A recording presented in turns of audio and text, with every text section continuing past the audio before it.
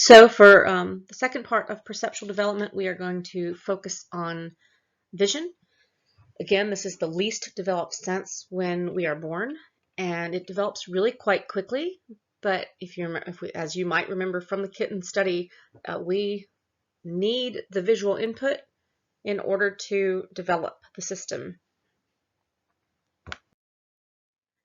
Some of the reasons that sight is the least developed sense: babies are born being able to see. Their eyes have been closed prenatally, but as when they were a fetus. But as they are born, they open their eyes.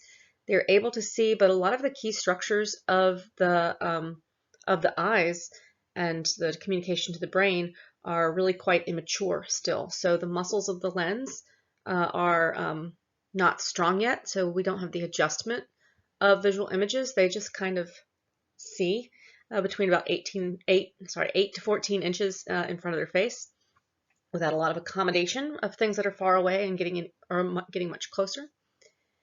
The cells of the retina are not mature yet. We're going to see that in a little while, that the rods and cones still need some maturation, and especially the cones are not all existing in the number or in the structure that we have when we are older. And so we know this is the transduction of visual information, the very early experiences, the early part of the system. And cones give us our color vision, so our color vision is going to take time to develop. And then also the optic nerve is not mature yet, which is the transmission of that information to the brain. I have some facts here about vision and how exactly it is developed and is not developed, and then I'm going to go into a couple of these in a little bit more detail. So their visual acuity is about 2400 to about 2600, which is basically saying that an infant sees at 20 feet as an adult, or a quote normal person, a normal visual system, sees at 400 feet to about 600 feet. So it's very blurry at 20 feet. They are seeing best at about 8 to 14 inches. If you think about how this works with where a baby is in their lives, that they're being held quite a bit by their mother, and probably mostly when they are breastfeeding. And so when they are breastfeeding, that time with their mother's face is right in that range of 8 to 14 inches, at about 8 inches. And so that is what they can see the best. Binocular vision is immature, and we're going to see depth perception mature by about 3 to 4 months old. Color vision matures at about the same pace, and neonates can distinguish red from white, but they're not seeing the range of colors that we see, and they also develop this to adult color vision by about 4 months. So a lot of this development is happening really quite quickly in those early months. Even with these differences in the way that their visual system is working at this time, they have some specific preferences for what they like to see. If we look at their preferential looking time, the things that they prefer to look at when they are first born, and that includes they like patterns over random designs, they like curved lines over straight, they like three-dimensional objects and things over two-dimensional, and then they like the color over gray, and they also prefer human faces. There have been a couple of conversations or discussions in the textbook about this preference for human faces and whether or not this is something that is special. This is certainly something that we prefer from birth. We talked about it with the Gestalt principles of meaning and familiarity, that we are very familiar with faces and we tend to see them in things. So given these neonatal preferences, visual preferences, I usually do this in my developmental class and just ask, how would you design a mobile? So you're hanging a mobile over your infant's bassinet or crib, and how would you design that mobile? And you probably, this is kind of what they do, right? They often have these three-dimensional shapes. They often have animal faces or something of that nature. But you can think of other other ideas. I usually get some really neat ideas of kind of planets or that are three-dimensional because they are curved and you can have some patterns on them, and that you can have some colors for them. Some people say I've put some maybe the faces of their family or at least a couple family members up there, as they prefer faces, and it makes sense that by the time they're developing some of these senses, that they might prefer to see the smiling faces of their family. And some people go, "Oh, that sounds creepy," but and it's just an idea. It's just something to think about how these are designed and how you might think about designing one. You might also think about how they usually have some kind of music. It is usually some kind of very light lullaby. Babies and neonates do like music, and they do prefer classical music over rock and roll and harder kinds of music, typically. So for some of the original studies on infant depth perception and the development of depth perception in infants, I have included a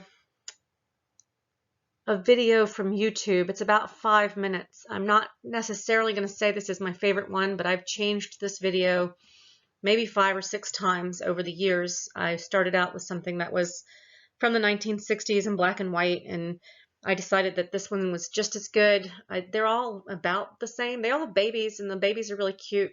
And I think if I remember this one correctly, it shows how much the versions of this original study, which was conducted by Eleanor Gibson back in the 1960s, how much this has developed and changed and become a little bit more sophisticated over the years. But it is examining, so it's called the visual cliff experiment, was the original name for the experiment, and the babies are on this glass or plastic top that is over this kind of platform, where the platform has a design on it. I think it's in this video it's a checkerboard, and the checkerboard design is just under the glass or plastic for about half of the way, and then there's this drop off, and the drop off is a couple, maybe 3 feet down, and then it continues on down underneath the about 3 feet away, that same checkerboard pattern. And the infant, of course, is on a clear, strong plastic, or I think the original was a plastic too. But so when the infant is on that plastic and the platform with the checkerboards is right under them, they are crawling, and they are comfortable crawling. So if the mother goes to that anywhere on that side, which they called the near side, the infant crawls right to their mom. And if the mother goes to the far side, so that the infant has to go over that drop off, there's a certain age, it's about 3 or 4 months, where the infant does this. No, they're very reticent. They're not going to go because they can, and you can see them just stop and look down, where they clearly have some depth to what they're seeing. But watch the video. It's about 5 minutes. It's got babies. I felt like I would be remiss if I talked about development and didn't have at least one video with babies in it. If we look at infant visual acuity and how this is getting better over time, what is showing here in the figure is, on the y-axis is cycles per degree. So really how fine can we get that grading acuity, where they're still able to see the grading, and we're comparing that. If you remember the preferential looking technique, where we had the picture of the mom and her baby, and the baby was looking at either a gray, like a uniform gray, or a gradings. And if they enjoy one over the other, and we just noticed from before, one thing they like is patterns, and they like that over a solid area as well. And so they like that change. If they're looking more at the grading than at the gray area, then they are seeing that grading. And so the question is, how narrow can we get those gradings? And that's and they measured that in cycles per degree of visual angle. And so if we look at the red line, that is the measure for the preferential looking technique. And you can see that they are getting better and better. Their acuity is getting better and better. up to about really 7 months old, 6 or 7 months old, and they're still getting a little bit better, but it starts to plateau off. And at about 12 months, they're really looking more like adults at that point. We don't really see a lot more development of acuity. This figure at the right compares the preferential looking technique, which is the red line, with the visual evoked potential. So that evoked potential, when we measure in the EEG, remember we're measuring electricity at the scalp, but when it's in response to a particular event or some stimulus in the environment, they call it an ERP, an event-related potential. And if we look at that visual evoked potential, as it's called, at the blue line, we can see that that blue line is estimating the visual acuity as being slightly better than the preferential looking technique is telling us. Remember, with the preferential looking technique, we're really just looking to see where is the baby looking and estimating based on researchers really reading the babies that way. And clearly, they are able to see this a little bit better than we think, but the pattern is the same. That they are getting better and better up until about 7 months. There's a pretty steep incline. By about 7 to 8 months, it starts to plateau, and by about 11 months or so, it's really plateaued, and this is how their visual acuity is going to be, how good it's going to be.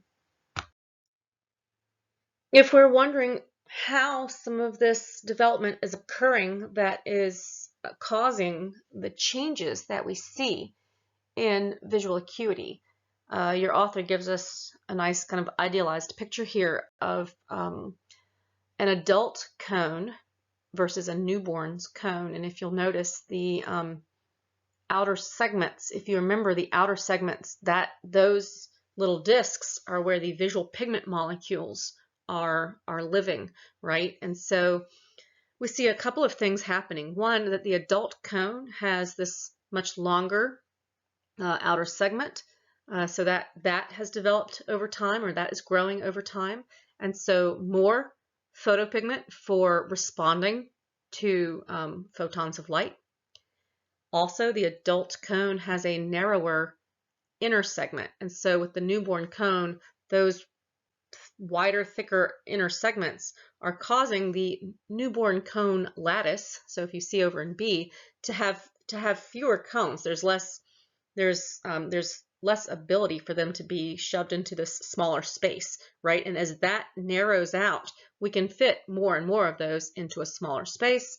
In addition, those outer segments are growing. There's more visual pigment, and so that is what's happening as we are developing this visual system, and that is allowing us to gain in visual acuity. If we look at infant perception and their perception of faces, and we're using the preferential looking technique, we do know that they enjoy faces and they prefer to look at faces over other stimuli. Human faces are among the most important stimuli in an infant's environment, and they prefer it to be, for humans, to be right side up, with the eyes over the nose, over the mouth. And if we mess with that with stimuli, with created artificial stimuli, they don't like it. Monkeys don't have that same preference, as they are often seeing faces from different angles and upside down. But for us, for people, we tend to see faces right side up, and we very quickly start to prefer that. An infant prefers his or her mother's face even at 3 days old if they've had enough exposure to her. So remember, at 8 to 14 inches, where their visual acuity is the best, what they are seeing when they are breastfeeding is usually their mother's face, unless they're at a hospital and their mother can't breastfeed, or there's a wet nurse or something else is going on. But typically it is the mother's face most of the time, and the infant quickly starts to prefer his or her mother. He has this simulation of what newborns are seeing when they are seeing their mom's face. This is from 124 inches away. So if we look at a newborn, it looks very blurry. By 4 weeks old, it's still very blurry, but we can tell better that it's a human head and a face on the head. By 8 weeks old, it's less blurry. By 3 months old, it's not to adult standards, but it's not blurry anymore. And by 6 months old, it looks a little bit like what we see as adults. It's getting like, again, our visual acuity is getting pretty good, but still developing up to about a year old. So by 3 to 4 months of age, we already have the recognition of some facial expressions, but the fusiform face area, that area where that's really specialized for seeing faces, that does not finish developing until really adolescence or as late as early adulthood. Our ability to see the configuration of faces and to see the specifics of faces and the specifics that are giving us information about emotional cues and so forth, that all appears to take a great deal of time to develop, and it seems to require going through adolescence, through that last bunch of proliferation and synaptic pruning that we see in the frontal lobes. We are also learning better how to discern aspects of facial expressions and what they are telling us. In the book, he gives a great fMRI comparison of an 8-year-old child to an adult, and he shows the fusiform face area, and it is the activation of that, and it is much smaller in the 8-year-old child than in the adult. And he also, just for comparison, shows the parahippocampal place area, which is about the same size in a child as it is in an adult. And we might not have guessed that because we spend a lot of our lives, especially as we get older and we go through adolescence and we start driving and we start finding our ways on our own, that we are learning more and more about how to navigate. But really, and we think we've seen faces ever since we were little, but the information that we can get from a face is very complex, and it takes a long time to develop in our lives.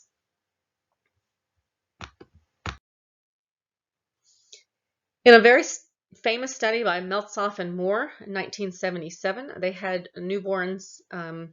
People came in and gave specific facial expressions to newborns that were 12 to 17 days old, and the newborns were very likely to copy those facial expressions. Newborns enjoy imitating actions, and especially these facial expressions. Sometimes this is discussed in the discussion of mirror neurons, which I think we actually did not get to talk about this semester since we didn't get to taking action, but those neurons that are responding both when I'm performing an action myself. They originally were discovered in the premotor cortex, and so they are the actions that I'm performing myself, but also those neurons are responding there's some subset of those neurons that are responding when I'm performing the action that are responding also when I'm watching somebody else perform that same action.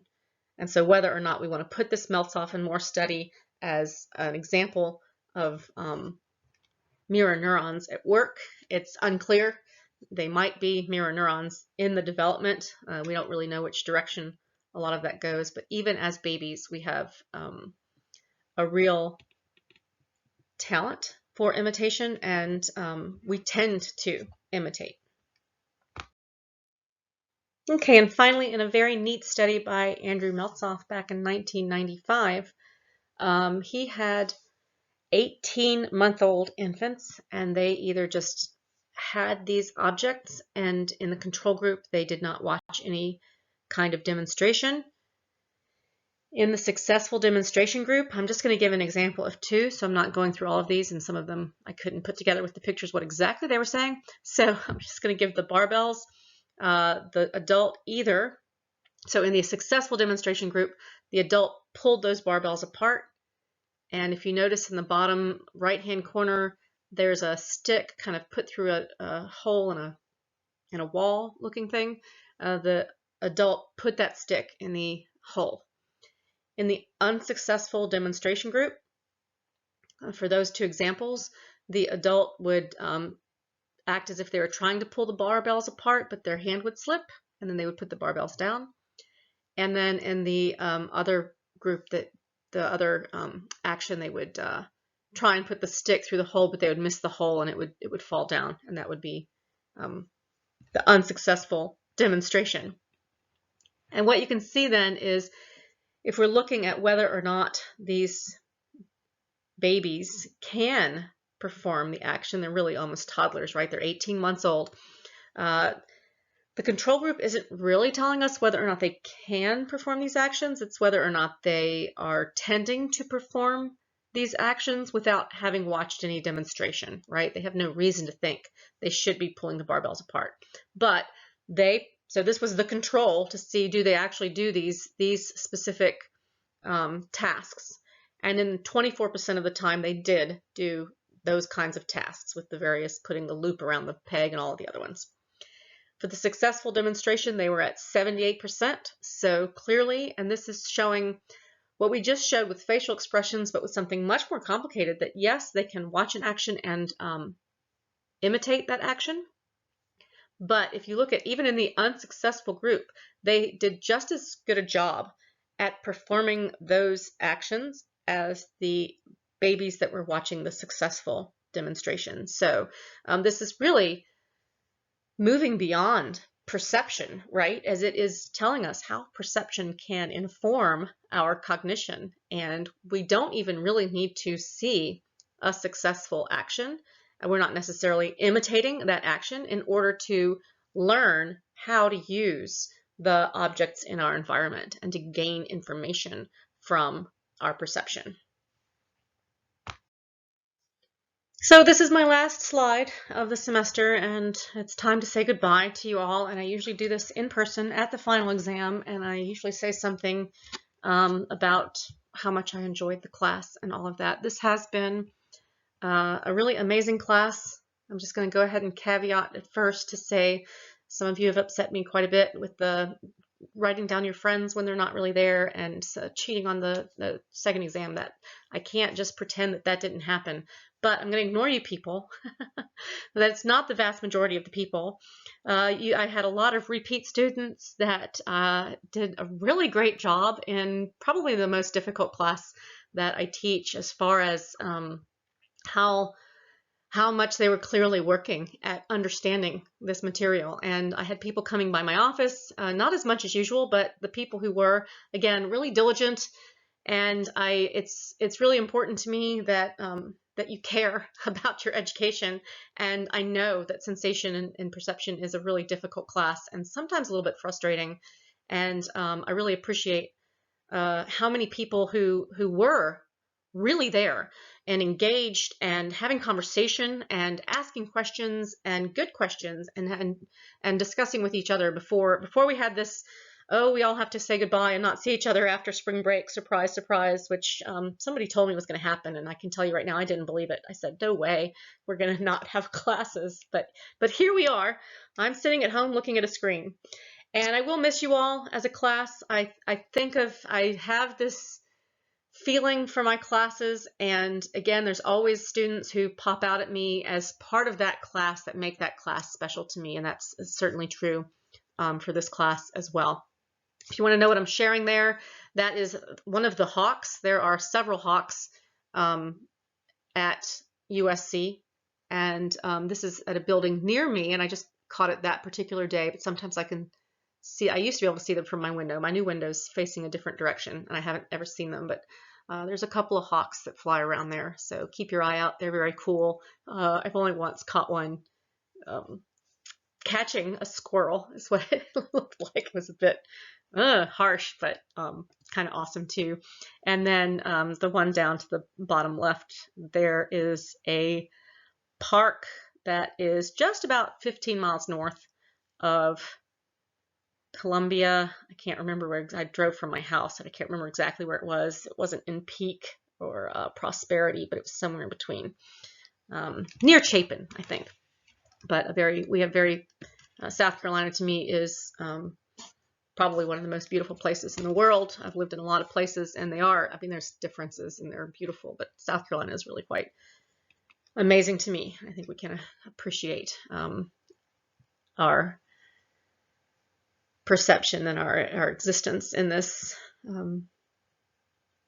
very vast and diverse area of the country. So again, gonna miss you guys. I hate saying goodbye. It's always hard for me. It has been a wonderful class. It's been a great experience, and I hope to see many of you in the future, and certainly dropping by office hours or email me or however you want to get in touch. It has been my pleasure and my honor to be your professor this semester. Take care of yourselves, stay safe and healthy, and yeah, take care. All right, bye.